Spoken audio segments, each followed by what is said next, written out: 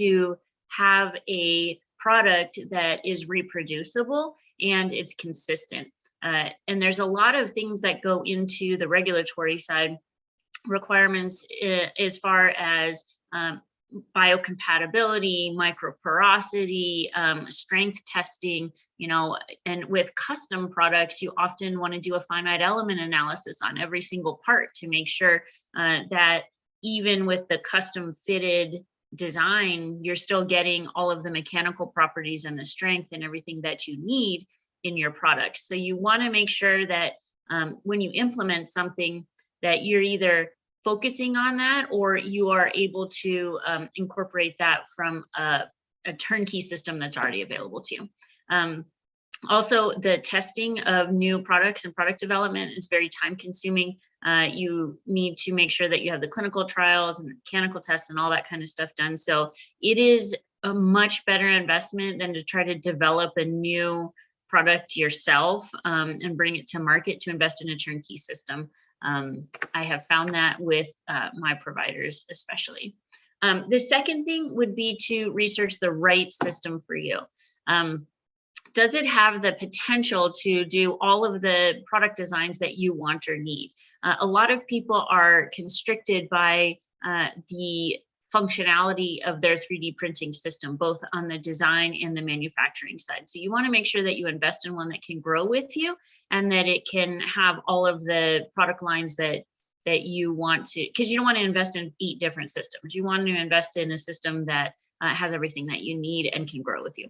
And then secondly, do the products meet your provider needs? So I have found that instead of trying to show off what the technology can do, instead it is better to find out what the needs are of your providers and what the current products are lacking, and then see how your products can fill those needs, and then design for the customer needs and requirements instead of the other way around.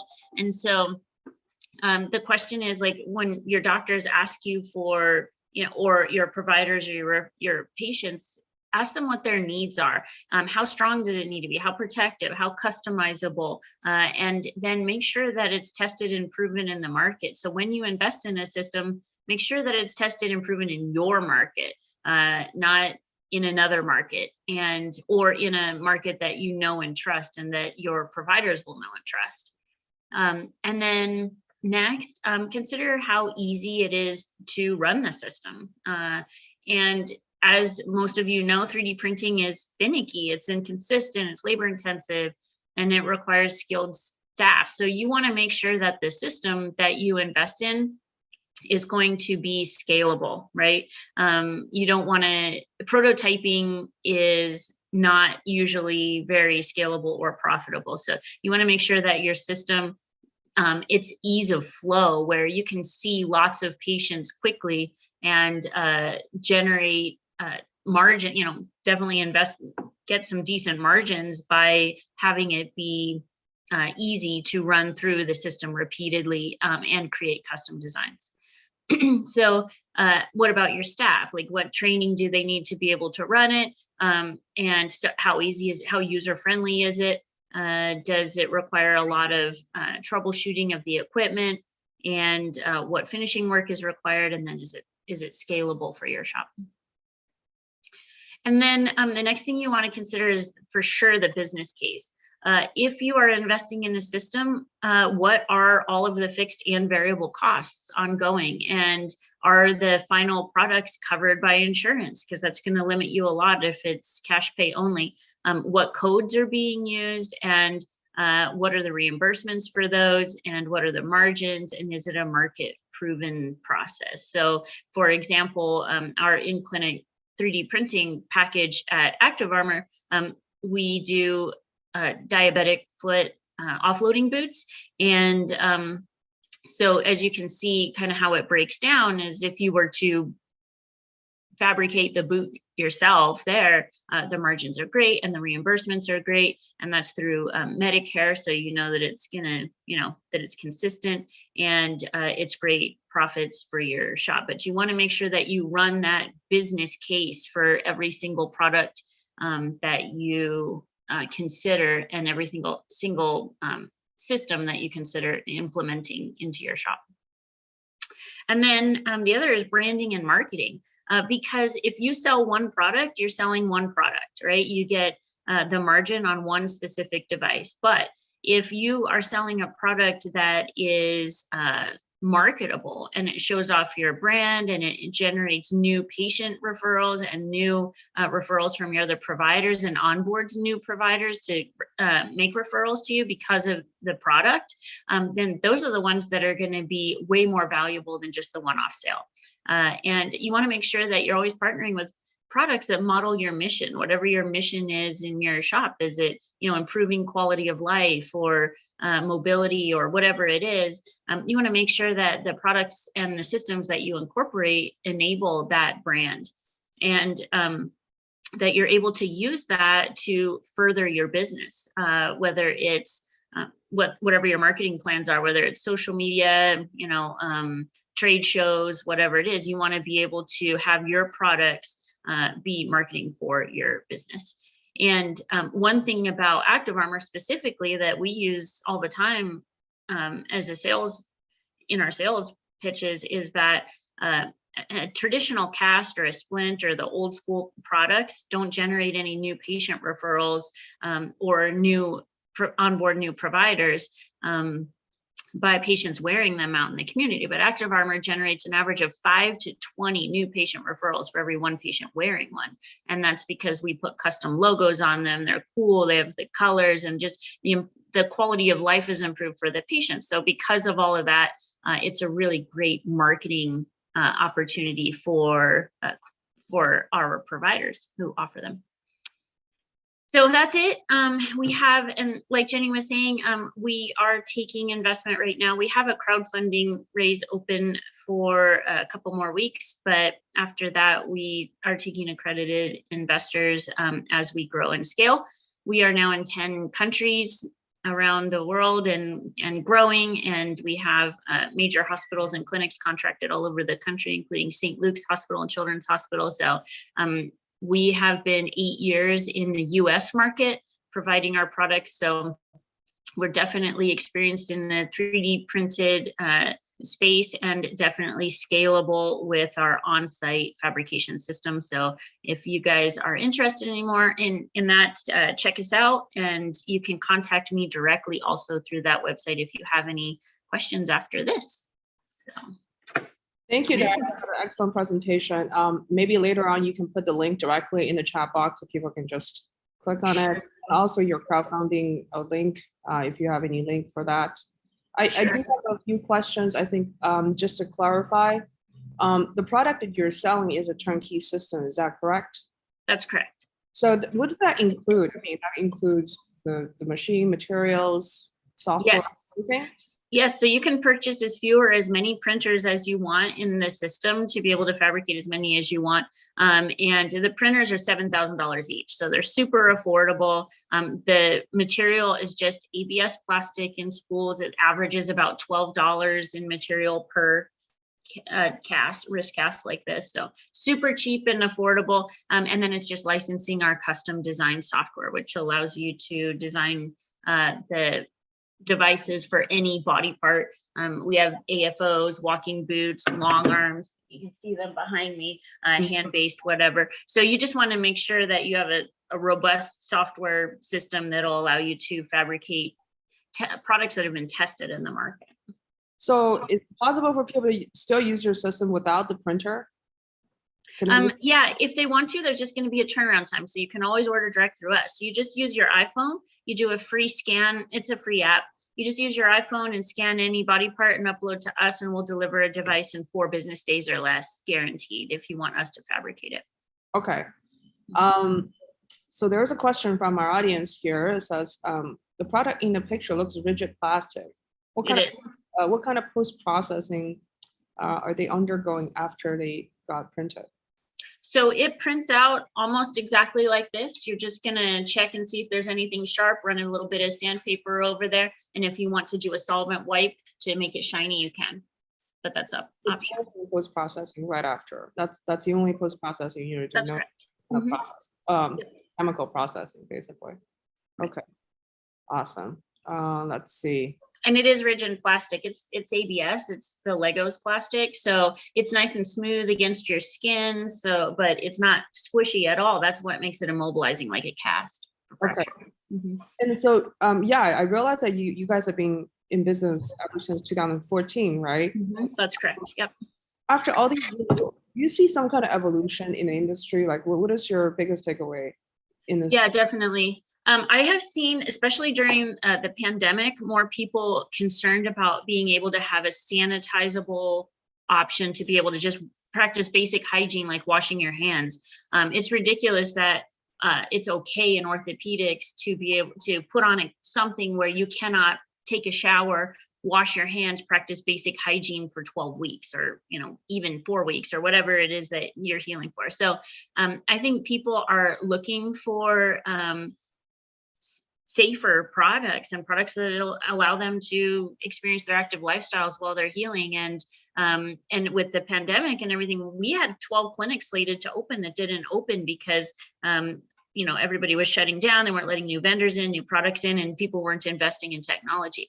But now they're getting to the point where it's like, hey, we're interested in bringing in new products that improve the healing outcomes for our patients. If you can observe and treat the skin through the device, that's game changing for people who want to reduce their post-surgical healing outcomes. They want to improve their healing outcomes and be able to stop any sort of compartment syndrome risk because you can see if there's swelling and immediately adjust the device where you can't with a traditional cast. So, absolutely. Yeah. That is really an innovation in itself.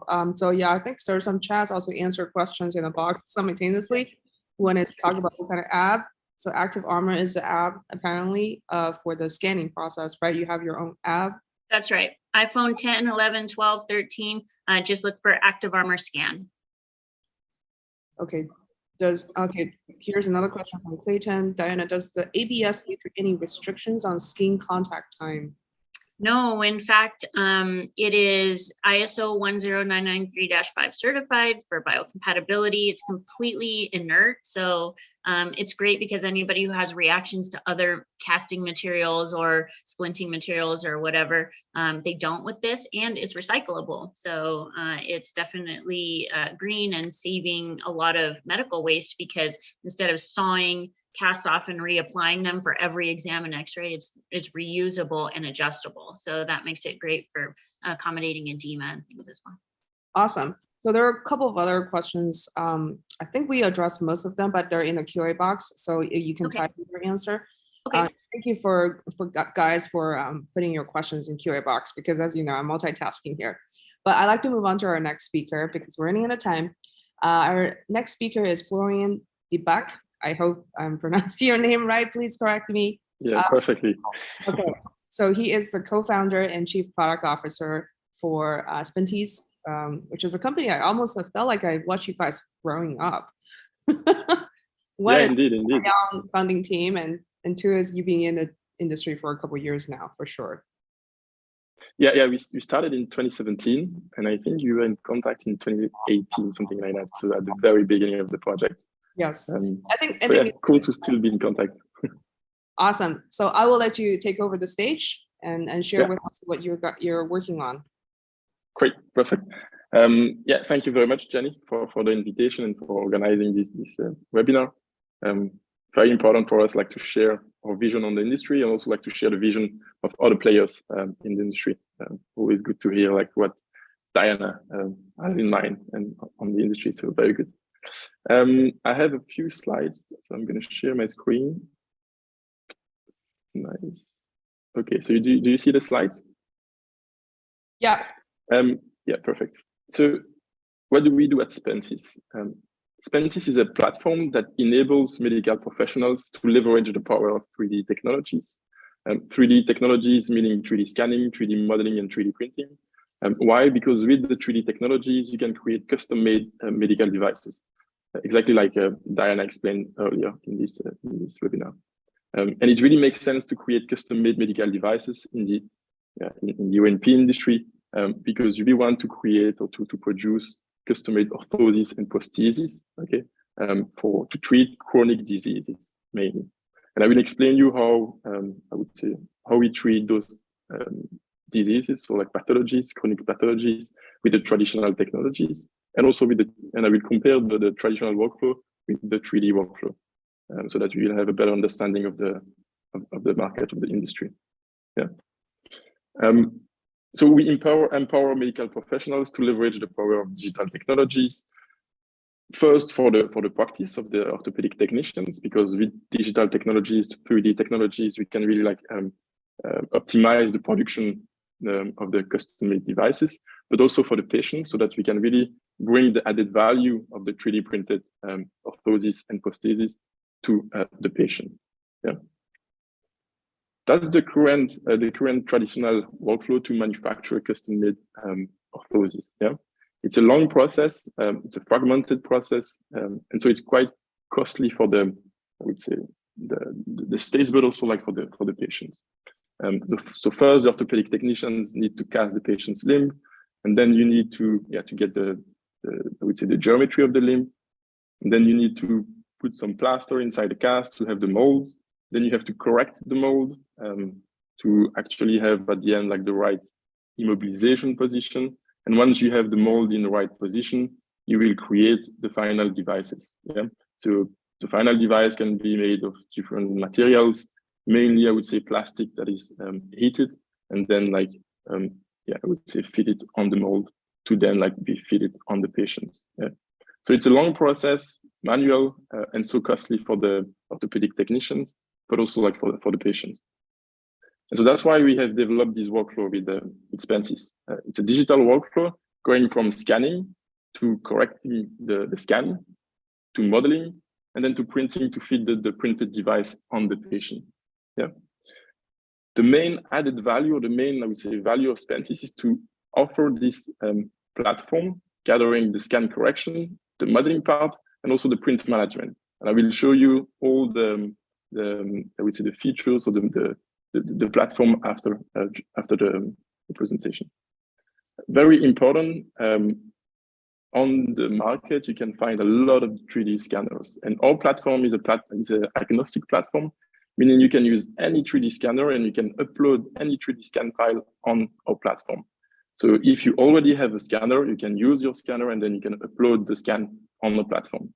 We also create APIs to connect actually 3D scanners to our platform, so that the upload is done automatically. So you don't need to really scan, then upload a scan on a computer and then upload this file on another platform.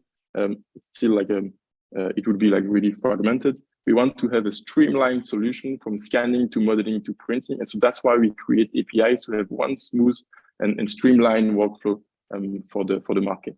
Yeah. Same for the printing part.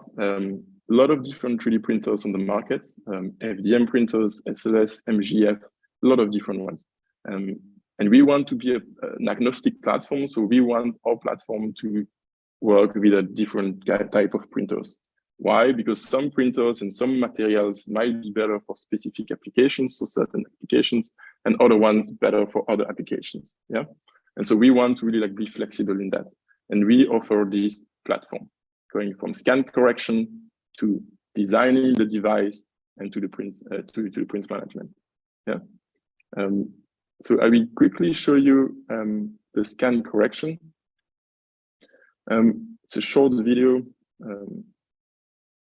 So inside the Spentis platform, we have different features, different tools, so that you can play with the scan. Yeah, you can, for example, replace the articulation of the limb and then change the position of the limb to actually have the right immobilization position. Normally, the orthopedic technicians, they do that, I would say, manually on the mold. Is quite difficult and complex to do that. And so that's why we have created those digital tools to correct the immobilization position digitally and easily inside the Spentis platform. You can also sculpt, meaning you can add volumes or remove volumes on specific areas on the scan to avoid any pressure points. So that's what's for the scan correction. Then I want to show you also the modeling part. Modeling part is very easy too. We have different modeling software. This one is called Autoforma. It's a modeling software that actually allow the user to use I would say, a design software without having design skills. You actually have to place landmarks on the scan. Very easy. You just like follow the instructions here. You place the landmarks, and then the software will understand what I would say, what scan they have, what scan we have in front of us, like, and then it will automatically create this this device, yeah, this design. The device, so the dark blue that you see is actually a design, an STL file, yeah, that will be sent to the printer. You of course can play a bit with the design. You can have different lengths, different like you can play with opening. You can tweak also a bit the shape. So you have a bit of, I would say, like customization, but it's very good because you don't need any CAD knowledge. You don't need any, like, I would say, design skills. You can directly design the orthoses that you want inside the Spentis software. It's very fast. Takes like 1 minute to scan the patient, correct the scan, and then get the